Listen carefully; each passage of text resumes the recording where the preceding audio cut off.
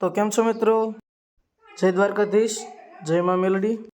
છે અમારા બ્લોગનો ત્રીજો દિવસ. તો ચાલો તમને મળું પછી નાહી ધોઈને. ઓકે, તો નાહી ધોઈને થઈ ગયા છે અત્યારે રેડી. તો ફોન આવી ગયો.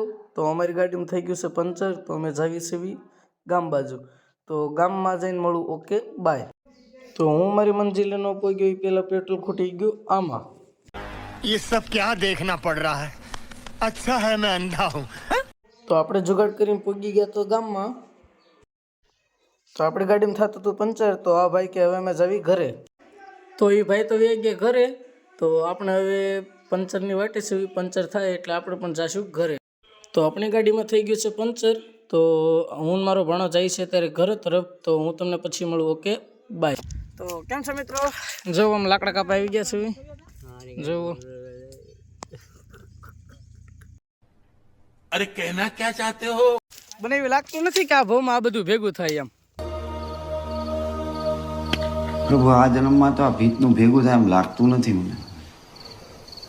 કાઢો મને કાઢો બાવળિયામાં હલવાણો.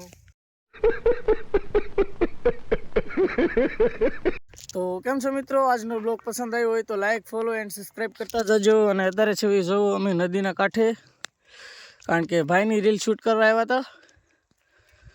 તો આજનો બ્લોગ પસંદ આવ્યો હોય તો પ્લીઝ ફોલો અને સબસ્ક્રાઈબ કરતા જજો. તો મળીએ કાલ નવા બ્લોગથી. Okay, by.